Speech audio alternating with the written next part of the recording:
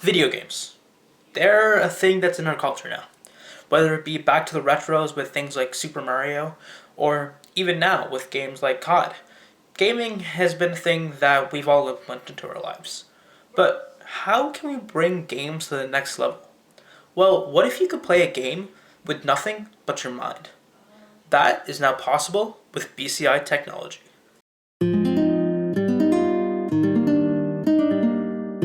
Okay, so BCIs, what does that even mean? Well, BCIs, or brain-computer interfaces, are a type of technology that can be used to record your brainwaves and use them as things like controls or inputs for a game. Now, the way to do this is using an interface, like this. Now, your brainwaves are recorded using these electrodes here.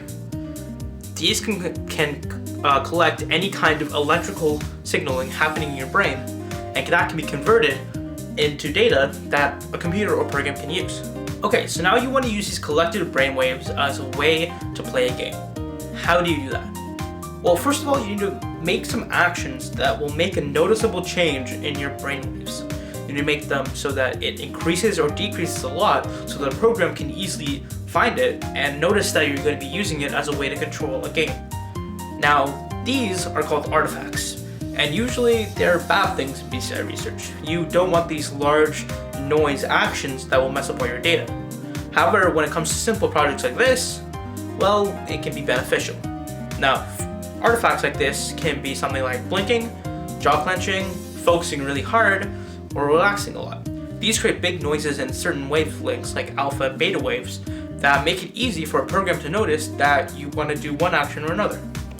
Now that you have all these different commands controlled by brain artifacts such as blinking and jaw clenching, you can start actually writing your code. Now, I wrote mine in Python, and I coded a Pi game, Pong, which is then controlled by these artifacts that I was talking about earlier. And basically the way I do it is by using various libraries such as MuseLSL and NumPy to create the functions with all the different ways to control using brainwaves, and then I import that into a Pi game Pong, which is then I replace all the controls, use to control one of the paddles with all of these commands that I created in the other Python file. Now that everything is set up and everything is all coded perfectly, you can actually start playing the game.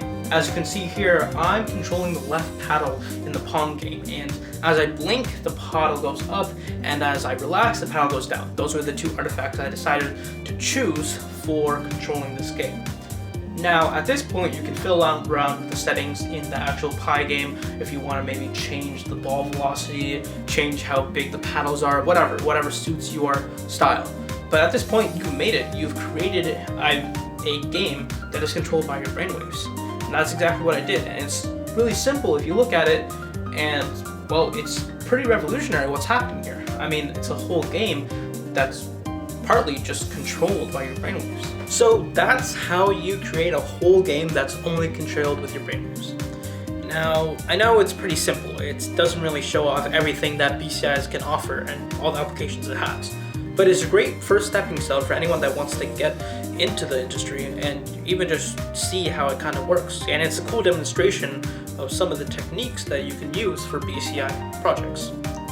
Anyway, I hope you guys enjoy this project, and I hope you guys enjoy these videos. If you guys want to see more content like this, be sure to come back and check out other videos. Until then, peace.